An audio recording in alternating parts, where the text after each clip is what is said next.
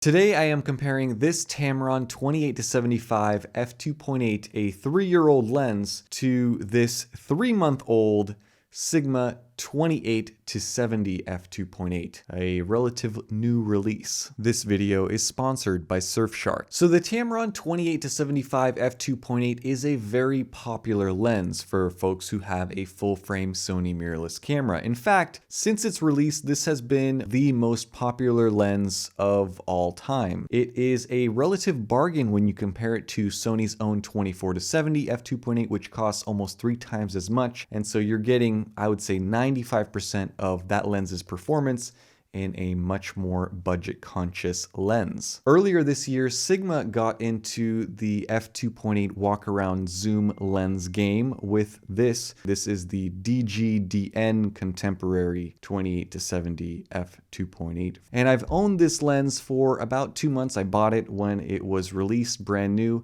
and I've used it quite a bit, and I have to say, I like it a lot. Now, you have to be careful not to confuse this 28-70mm contemporary lens with the 24-70mm F2.8 DN Art, which was released about a year ago. It's a much larger lens. This DG DN is a compact walk-around lens. I think it was designed specifically for smaller cameras such as the A7C, but you can use it as a travel-friendly, do-everything lens on larger bodies as well. At the rear is a metal mount with electronic connections. This lens features a stepping focus motor, or an STM motor, that is fast and quiet. There is a small rubber gasket around the mount, so it is sort of weather sealed, but not to the extent of the Tamron 28-75mm, which has 6 internal seal points. The Sigma only has 1. Moving forward, there is an 021 on the lens, indicating that this was released in 2021. Minimum focusing distances are listed here, and this lens is made in Japan. The Tamron, on the other hand, is designed in Japan but manufactured in China. In front of that is one of the best feeling zoom rings I've used on a lens in a long time. Very nicely damped, a bit on the heavy side, but super buttery smooth. You can easily use this for zooming in and out in videos without worrying about choppiness. The rubber grip is nice, and the whole rotation feels a bit more premium than what you get with the Tamron. In front of that, you have the Lens Info C Contemporary logo and an AF/MF switch for autofocus or manual focus, which you don't get with the Tamron. The focus ring is right at the front. It is not mechanically linked, so it is smooth to turn, but still has a little bit of weight to it. It actually feels pretty nice. The front lens element is large and flat. Looking through it, you can just barely see the 9 rounded aperture blades. The lens has 16 elements in 12 groups, of which a few are fancy coated ones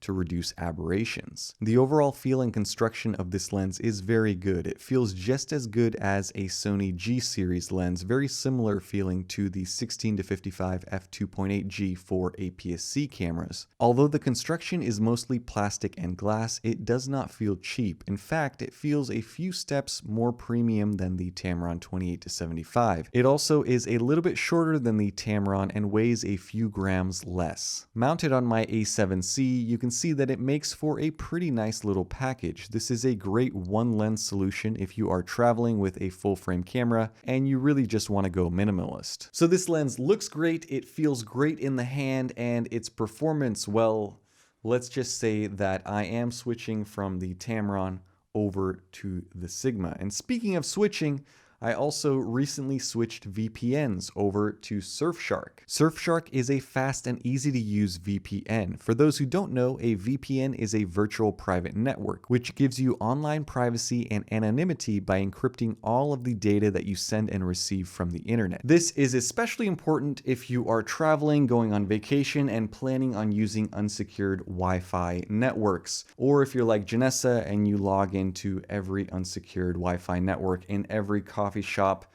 everywhere. Surfshark is jam-packed with features and is very easy to install, and with a single subscription you can run it on unlimited devices: your laptop, phones, iPads, Fire TV Stick, everything. They have 24/7 live customer support, so reaching them with any issues is a breeze. Surfshark does not log or keep your data, and best of all, you get a 30-day money-back guarantee, so you can try it out risk-free. Even better than that, if you use the link down in the description below, you will get 83% off a subscription to Surfshark and also 3 months extra absolutely free. So definitely check out that link down below. Special thank you to Surfshark for collaborating and sponsoring this video. Now let's get back to talking about this Sigma 28-70, or I guess maybe we should talk less about it and just show you some sample photos. All of these were taken on my Sony a7C. No edits were made to them. They were straight JPEGs out of the camera. Let's take a look.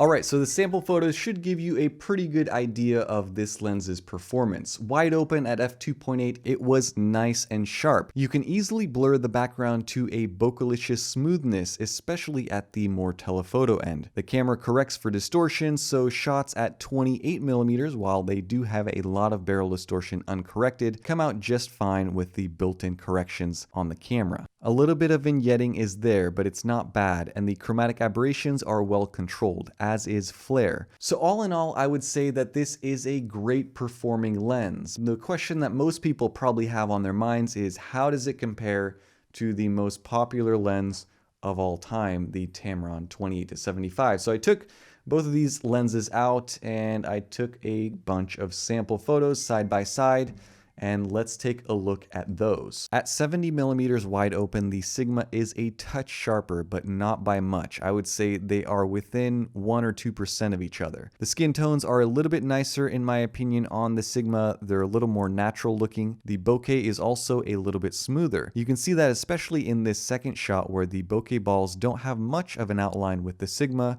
but they do with the Tamron. At 50mm, the difference is even harder to tell, both performing excellently. At 35mm, such as in this shot, both are very sharp. However, you'll notice the skin tones again, and I do prefer the Sigma's colors. At 67mm, up close on this portrait, take a look at the detail. Insanely good from both lenses.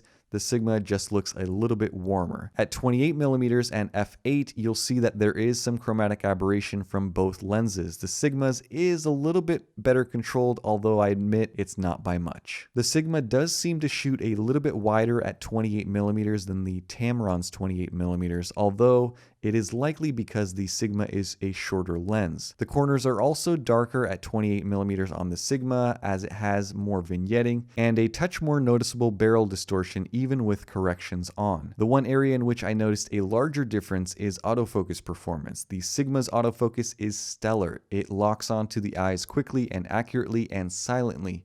With the Tamron, it was good most of the time, but sometimes I would have to half press the shutter a few times to get the eyes locked. Overall, the lenses performed very similarly, remarkably similarly. So if you own the Tamron 28-75 f2.8, there's really no reason for you to sell it and get the Sigma. They perform too close to one another. But if you are in the market for a fast walk-around zoom lens for your full-frame Sony camera, the choice is a little bit more difficult. Or maybe it's a little bit easier because both lenses are very stellar performers. And in fact, there are some things that the Tamron does even better than the Sigma, such as having the 6 seals on the inside of it and the 6-year warranty. You cannot beat that with the Tamron. But for me personally, after owning the Tamron for a while now, probably over a year, and after owning this Sigma for just a couple of months, I am going to be switching to the Sigma. The Sigma just feels nicer in the hand. It feels more premium. It has the autofocus manual focus switch. It produces results that are a little bit sharper with smoother bokeh and better skin tones. It is smaller, it's made in Japan, and it has better autofocus performance. And since both of these lenses cost just about the same price, the Sigma in my eyes is just a slightly better value. But I'm also